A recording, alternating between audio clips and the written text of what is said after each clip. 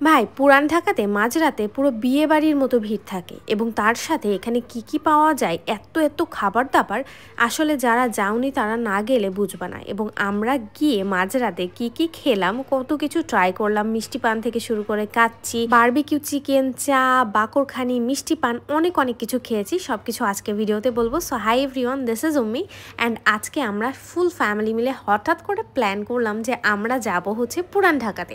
So ভাইয়ার বাসায় আমরা ঘুরতে এসেছিলাম এবং ভাইয়া আমাদেরকে ট্রিট দেওয়ার জন্য নিয়ে গেল রাত 1:30টার সময় পুরান ঢাকাতে। সো এখন বাজে রাত 1:30 এবং আমরা পুরো শুনশান এরিয়া, এই যে দেখতে পাচ্ছ ঝিগাতলা ক্রস করে চলে গেছি পুরান ঢাকাতে। অ্যান্ড পুরান ঢাকাতে এসে দেখি আল্লাহ, মানুষ মনে হয় সব পুরান ঢাকাতে এসেই ভিড় করেছে, কারণ এত পরিমাণে ভিড়। অ্যান্ড এটা কিন্তু থাকে ভোর সকাল পর্যন্ত। এখানে সারা রাত অনেক জমজমাট থাকে, অনেক ভিড় থাকে এবং নানা ধরনের খাবার দাবার পাওয়া যায়। তো এখানে আমরা বেশ কিছু দোকান দেখছিলাম, বিউটি লাচ্ছি থেকে শুরু করে। সো ফার্স্টে ভাবলাম যে যেহেতু এখন রাত 1:30 বাজে, তো আমরা হচ্ছে খাবো চা। তো চা দিয়েই আমাদের খাওয়া দাওয়াটা আজকে স্টার্ট করব। এজন্য আমরা চলে আসলাম এখানে চা খেতে। অ্যান্ড চার এখানে অনেক অনেক টি স্টল ছিল, তো তোমাকে ফাইন্ড আউট করতে হবে যে কোন টি স্টলটা সব থেকে ভালো। আমরা খেয়েছিলাম পান্নু খানটির অপোজিটে আর একটা টি স্টল ছিল সেখানে, অ্যান্ড এটার নামটা আমি আলম খানটি। তো এখান থেকে আমি হচ্ছে চা খেয়েছি। আর এখানে চাটা অনেক অনেক বেশি মজা, পুরা দুধের সর দিয়ে বানানো চা। আমার জামাই পাই নাই, এদিকে সবাই খেয়ে ফেলছে এবং আমরা একটু চিয়ার্স করে নিলাম। তারপর আমার জামাইয়ের জন্য ওয়েট করলাম, সবাই একসাথে মিলে এবার চা ট্রাই দিলাম।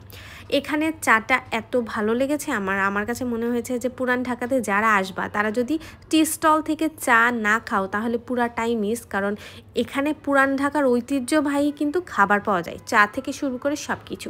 সো সব কিছুই কিন্তু অল্প অল্প করে হলেও ট্রাই করতে ভুলবে না যারা প্রথম এসেছে এখানে।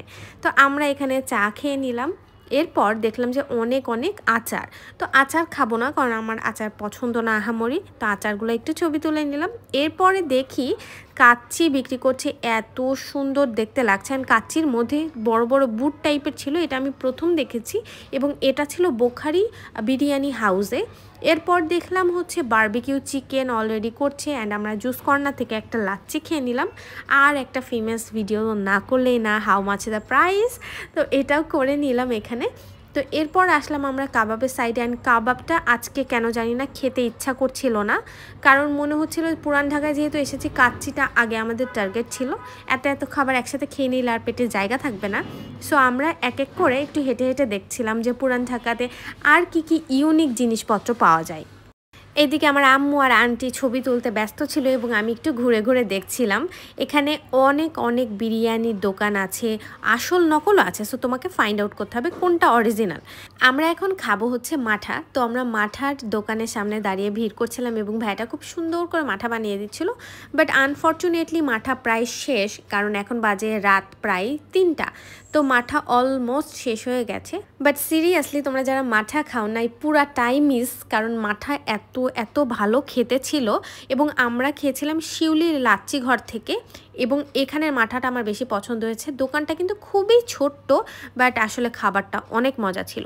এরপর চলে আসলাম বাকরখানির এই সাইডে। বাকরখানি পুরান ঢাকায় এসে না খেলেই মিস, কিন্তু ডেফিনেটলি তোমরা যারা পুরান ঢাকায় আসবা বাকরখানি কিন্তু কিনে নিয়ে যাবা, কারণ এটা চা দিয়ে খেতে অনেক ভালো লাগে। এরপর আমরা আসলাম বোখারি যেই বিরিয়ানি হাউসটা, সেখানে যেহেতু রাত এখন বাজে প্রায় 3টা, তো এখন এটাই খোলা আছে। আর অলমোস্ট সব জায়গায় বিরিয়ানি শেষ হয়ে গেছে অলরেডি। দেখতে পাচ্ছ রাত 3:30 বাজে, আমার হাজব্যান্ড ওর ফোনে দেখাচ্ছে। এরপর আমরা খাওয়া দাওয়ার জন্য বসে গেলাম এবং আমরা অর্ডার দিয়েছিলাম কাচ্চি। অ্যান্ড কাচ্চি আমার বেশি পছন্দ কেন জানি না, রেহারে থেকেও কাচ্চি ভালো লাগে। এবং কাচ্চির মধ্যে ছোট ছোট বুট ছিল, দেখতেই পাচ্ছ। এই বুটটা যখন আমি মাখিয়ে নিচ্ছিলাম কাচ্চির সাথে, খেতে আরও বেশি মজা লাগছিল। বাট যেহেতু এখন মাঝরাত, রাত 3:30, সো এটা মনে হয় দিনের বেলা আসলে আরও বেশি টেস্ট পাওয়া যাবে, কারণ মাঝরাতের টেস্টটা যেহেতু সব শেষের দিকে, টেস্টটা আহামরি আমি পাই নাই, বাট ভালো ছিল অ্যাভারেজ। বাট আমার কাছে হচ্ছে বোরহানিটা একদম ভালো লাগে না, বোরহানিটা অনেক বেশি পাতলা ছিল, আমার পছন্দ হয় নাই। তো আমি জাস্ট কি আর করবো, মাঝরাতে যেহেতু এসেছি খেতে তো হবেই।